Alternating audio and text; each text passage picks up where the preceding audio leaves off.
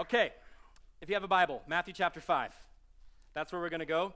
We're baptizing here, and I got a lot of people to baptize, so I have to not speak for as long today to make sure we have time to do all the baptism stuff. So we're going to fly through Matthew chapter 5, verse 13 through 16 is what I want to look at.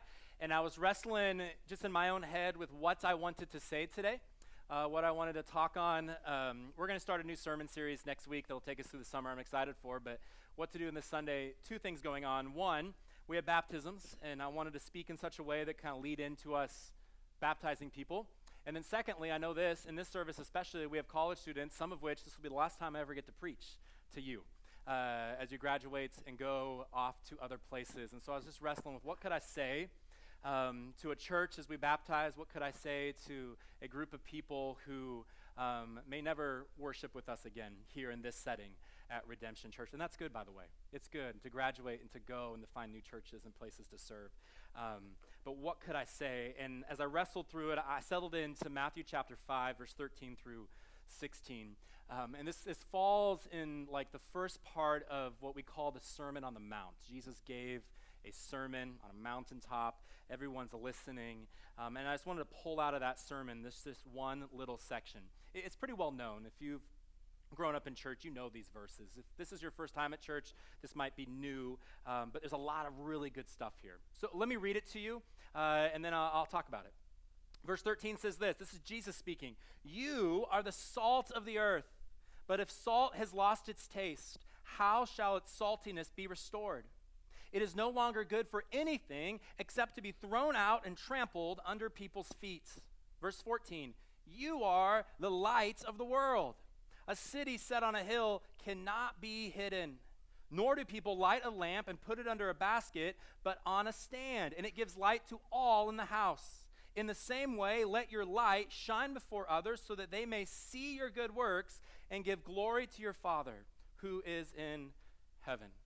I love these words, that we are salt and we are light. And specifically, I'm going to focus in on us being declared to be light today. There's an author, his name, Robert Louis Stevenson. You might have heard of him. He wrote Treasure Island. He wrote the book Strange Case of Dr. Jekyll and Mr. Hyde back 1800s is when he lived. What you may not know about Robert is that when he was young, a child, he spent a lot of time in the hospital and doctor's clinics, had a number of different health issues. There's a story told about him that as a child, he was in this hospital room recovering from something, and the nurse came in one evening and found him actually, his face was pressed up against the window. It was frosty, cold outside window, and he's peering out the window into the darkness. And immediately the nurse runs over and tries to pull him away from the window. "Robert, don't, you're gonna catch a cold. Get away from the window. Go get back in bed. You need to get healthy, get better." And Robert's like, no, look what I see. And what he was looking at out the window. Now this is before electricity like we think of it today.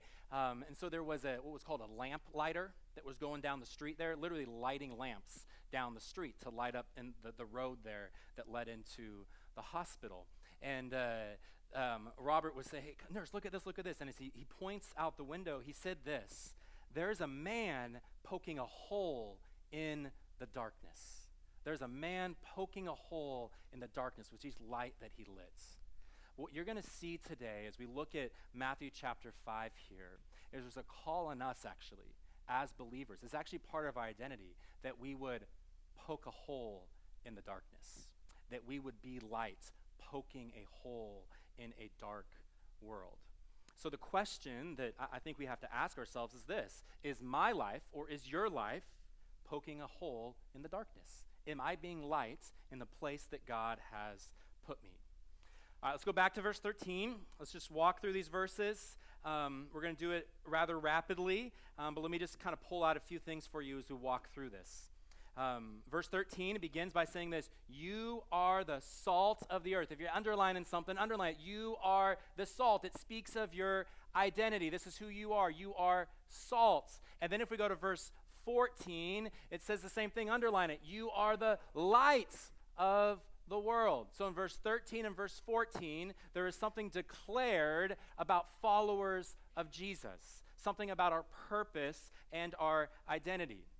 I want you to notice in these two verses, when what's declared about us, it doesn't say you should be light, you should be salt, but rather this is who you are. And there's a lot of statements in the Bible about our identity. For example, we are told you are children of God. If you're a follower of Jesus, you are a child of God. Nothing can change that. You are forgiven. Nothing can change that.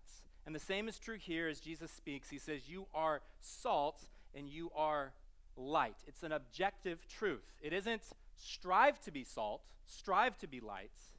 It is you are. It's a declared reality about your identity. Actually, if you're a follower of Jesus, you don't get to decide if you're salt and light. You are.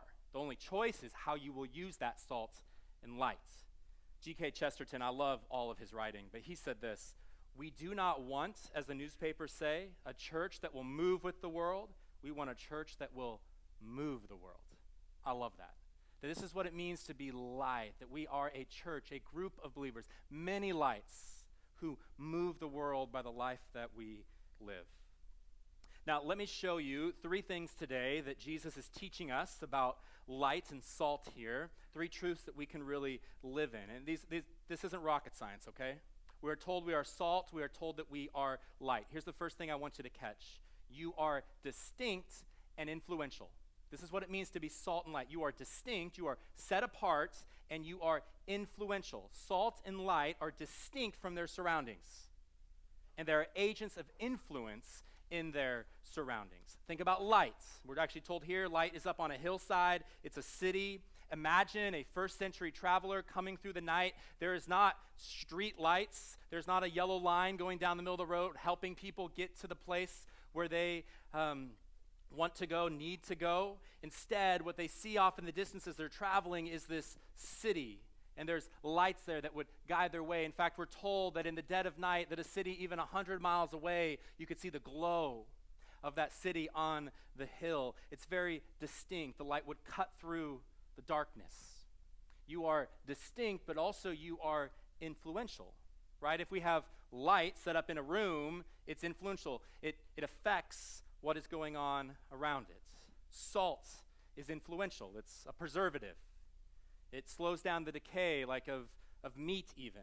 But let me say it this way. The distinctiveness of our lives should be an influence on a decaying world, right? The distinctiveness. Because we are lights, because we are salts, because of the way we live, it should have an influence on a decaying world around us. Now, let's just think about let's think about light for a second, because I want to focus our attention in on light just for a moment. 3 things about light. I think they're obvious but worth pointing out. Number 1, if we are the light of the world, here's what that means. The world must be dark. If we're the light of the world, what that means is that the world must be dark. You can flip over if you want, or we'll put the words on the screen. I'm going to flip over to Ephesians chapter 5. Because in Ephesians chapter 5, Paul writes in verse 8 about darkness. He says this: for at one time, that's past tense for the believer, at one time you were darkness. That's actually what it says. It doesn't say you're just living in darkness. It actually says your identity was not one of lights, but your identity was one of darkness. But praise God, it says this: at one time you were darkness, but now, because you've put your faith in Jesus, you are light in the Lord. And then we're given this command: walk, or you might say live as children of light. This is your calling. Now go live as a child of light. For the fruit of light is found in all that is good and right and true. We're actually told by Paul here, what does it look like to live as lights? It's to do what is good, to do what is right, to do what is true, to walk in truth. And then in verse 10 he says this: and try to discern what is pleasing to the Lord. Do what is right in the eyes of the Lord. Verse 11, take no part in the unfruitful works of darkness, but instead expose them. Instead expose them. And so what we learn here is that people are dark.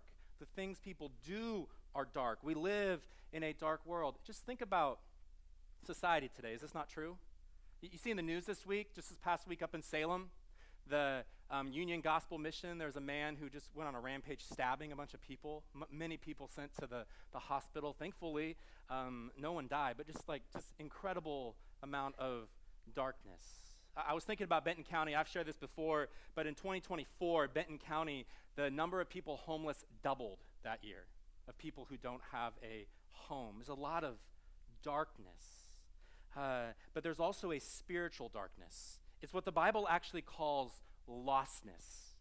To live in darkness is to be lost. It's people who don't know Jesus, people who don't have a relationship with him. They might know religion, they might know church, but they don't have a relationship with him. To be light, then that we're called to be light. It's not necessarily, listen, it's not to have an answer to every question or objection. It's simply to be distinct and to be influential. To be distinct and influential in our world for the cause of Jesus. You're going to hear a testimony video in just a little bit from a young lady, Aurora, who just showed up to our church a couple weeks ago. I love her and her story, but God has saved her from a lot. She became a Christian actually a couple years ago, but didn't really choose to follow Jesus completely in many ways, from drugs and a drug addiction. Ended up in prison actually most recently for the decisions she made. But it was actually there in prison, she'll say it, I don't want to spoil her whole story, but she'll tell you that it was a blessing because it was there that she was given a lawyer, a man by the name of John Mason, who attends this church. And John Mason talked to her about Jesus again and prayed for her and invited her to come be a part. Listen, for a lawyer named John, what's he doing? He doesn't need every answer. He doesn't have to be able to defend everything. Here's what he has to do. He has to be light and salt in the place he's at, distinct and influential, right? And we see change come as a result of that. But we think about light. If there is light, we live in a world that is dark. Let me say two other things about light. The second thing is this: no amount of darkness can ever put out the light. So we live in a dark world, but understand this: no amount of darkness can ever put out that light. In fact, the darker a place is, the brighter something appears. Isn't that true? This past week, Thursday, I went on a field trip with 8th graders, Sheldon Middle School. My daughter's an 8th grader, and then an 8th grade trip up to Mary's Peak, not too far from here. Go up there, super cool. I don't know how many, a couple hundred middle school students, 8th graders up there, and so I'm like chaperone over these 11 kids, and super fun. But we go from station to station. It was actually a bunch of retired OSU professors who would lead these different stations. We go one place, about 5-10 minutes, learn about geology, another place, history of Mary's Peak, and then we go to this other station, and there was actually an astronomy guy talking about the stars. And he was it's sunny out. We're sitting in there in the sun looking up at the skies. He tells us at nighttime, when you're way up there and you're away from the city lights, and it's just no clouds, but so dark and black, the stars just appear even brighter when we're up there. It's oh man, I got to go to Mary's Peak at nighttime and check this out, because the darkness actually makes it brighter. No amount of darkness can actually snuff out the light. It's impossible. And let's think about it this way. You could be in a place where there's not a lot of lights. A family that does not know Jesus, poke a hole in the darkness. You could be in a neighborhood. They don't know what it's like to be a Christian. They're not a follower of Jesus. Poke a hole in the darkness. Maybe it's a study group or a group of friends that have never encountered Jesus. Poke a hole in the darkness. A coworker. They've never experienced real light. Poke a hole in the darkness. You are the light of the world, and darkness can never overcome it. Light will always shine brighter. No amount of darkness will ever put out the light. Here's a third thing I want you to catch. Light is always noticeable. You always notice it. You can't walk into a dark room and have a light there and, I don't see that light. No, you would see it. You would notice it.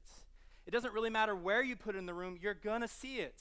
And it can be hard to be it is hard to be a Jesus follower and blend in. You can't. We're distinct and influential. There's something distinctively different actually about you. You cannot be salt and light and go unnoticed.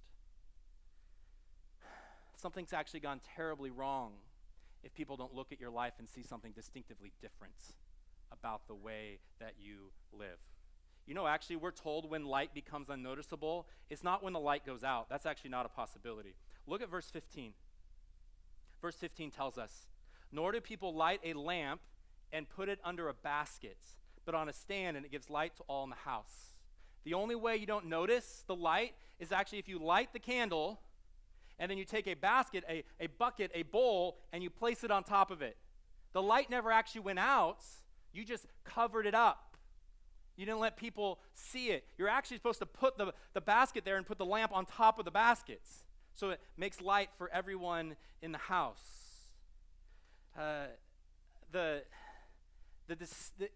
It's actually, when Jesus said this, he would be almost like mocking this idea. It's foolishness to think you would spend money on the oil, that you'd get this place ready, and then you would light the candle, and then you just cover it up and waste all of that. I wrote in my notes here, hidden light is worthless light. And I'm afraid sometimes that we hide our light, it just becomes worthless. It's still there, but because of what? Maybe busyness. And busyness characterizes our culture today, does it not? Work, family, church life, all can be an excuse for what ends up being useless light. We're maintaining our busy life, building our own kingdom, and don't leave room for being light to someone who desperately needs it. And listen, you should invest in your future through education. And you should provide for your family by working diligently. And you should spend time together as a family, building strong family relationships. You ought to serve in the church, but none of that is meant to replace simply shining brightly wherever God has put you. We cover it up with our busyness. We cover it up with our selfishness. It actually says specifically, light is given for all in the house. It's not just for you. Or sometimes even we cover it up not because we're busy, not because we're selfish, but because the darkness can become appealing. In our depravity, in our sinfulness, we'll actually pursue the darkness. We're easily squeezed into the mold of the world.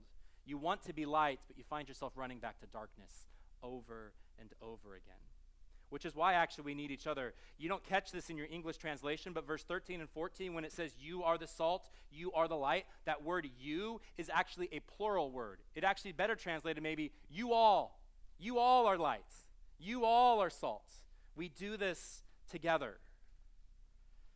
Okay, I told you there's 3 things I want you to learn from this passage. The first of which is that lights, we are distinct. We are influential. Here's the second thing I want you to catch. Look back at verse 14. You are light. You are the light of the world. Now underline this one. A city set on a hill cannot be hidden. Set, specifically placed there, it cannot be hidden. So let me say it this way. Not only are you distinct and influential, second thing is this. You are put in a specific place. The city on the hill set there. You are strategically placed to be at the place you are at. It is a divine placement. It is. It is no accident that you're at the place you're at. If we were to design a house, starting from scratch, we're gonna put the concrete pad and put build up the walls, whatever. It's a 3-bedroom house, maybe two bath, and you got a living room, kitchen, maybe a big bonus room downstairs or something. Nice house, and you're thinking how many lights do we want to put in this house? You would map it out. Put maybe one in the living room there, some in the kitchen, the bedrooms that have their lights, the bonus room, all these lights, and you're counting them up. You're hey, we need to order this many lights to be installed. We need 20 lights to put in our house to make sure it's all covered. But could you imagine telling your contractor, hey, we're getting 20 lights to put in the house, but actually we would like them all installed right here in the corner of the house, of the living room. That's a bright spot right there, but everywhere else there's no lights. No, that's actually not. You would set that light in specific places to light up the whole house. And this is what God has done with the church. Right now, we're a lot of lights in one room. Specifically here, we ought to be bright, encouraging one another. But then we are sent out of here to be lights in different places, put in specific places. God has specifically placed you from apartments to retirement homes, from dorm rooms to high school classrooms, from t-ball coaching to doctor's offices, from one job to another, from one neighborhood to another neighborhood. You have been strategically placed with a purpose. You have been placed in the family that you are in, placed in that difficult relationship you have with someone. You've been placed there with purpose. So shine brightly in that place. You are distinct and influential, put in that place, put in a specific place. There's a quote by Jim Elliot, the missionary, and I love this. He said this, wherever you are at, be all there. Exactly. Wherever God has placed you, be all there for the cause of Jesus. Don't cover up your light. Okay, here's the third and final thing. You are distinct and influential. You've been put in a specific place. Now look at verse 16. In the same way, let your light shine before others, so that they may see your good works and give glory to your Father who is in heaven. So let me make my point this way. You are to shine brightly. Why? To point people to Jesus, that he would be glorified. We don't shine brightly so people can look at Bryan and say, wow, he's a really nice guy. Wow, look what he's doing, all those good works. No, that people would look at my life and that I would point them to Jesus with how I am living.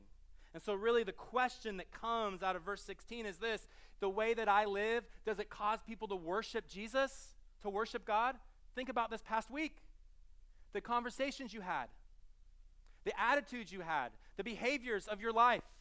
Did it cause the people around you to look and say, wow, look at them, they are distinct and influential. Look at them placed in this place. And they're doing it and they are pointing people to, I will worship Jesus more because of them. Would people say that about your life? Because that's actually what Jesus is saying here. You are lights, you are salts, so that you would point people to Jesus. Now, shining brightly has everything to do with something that's happening on the outside of you. The faith is something that is inside of you, though. But people will say this: my relationship with God is just a personal thing. It is. It absolutely is a personal thing. You only come to faith in Jesus personally. It's a decision you have to make, a belief that yes, I've been separated from God the Father because of my sin. But praise God that he sent Jesus to die in my place. Romans says this, that for the wages of sin is death. The price of my sin is death, and it's paid for by Jesus. Jesus died in my place. He was buried, and he rose again. He conquered death. And the Bible says if you believe that, a personal belief, not because your parents believed it, not because your spouse believed it, not because your kids believed it, but because you chose to believe it, you are saved. But then rapidly, that faith, it doesn't just stay here because we're lights. It becomes a very public thing. People will see a difference in the way that you live. And maybe the first step of that is baptism. We're going to celebrate with people who are getting baptized today, who are really saying this: hey, I just want to be a light in this world. I want you to know that I'm a follower of Jesus. Here's what we believe about baptism. Baptism isn't something that saves you. No one getting in the water, their sin is not being washed away by being dunked. That's a lie. It's not in the Bible. God does not love them more because they're getting baptized. That's a lie. That's not in the Bible. Baptism is simply this. We see this over and over again in the New Testaments. It is done after someone has chosen to follow Jesus. They have made that personal commitment to Christ. They believe it. And then we're told, go get baptized to show your church, to show other believers that you are a follower of Jesus. So that's what they're going to do. They're going to basically tell the story of Jesus. Jesus died and he came back to life, and they were spiritually dead, but now they walk in new life. One day they will physically die, but they will rise again to walk in heaven. That's what baptism is.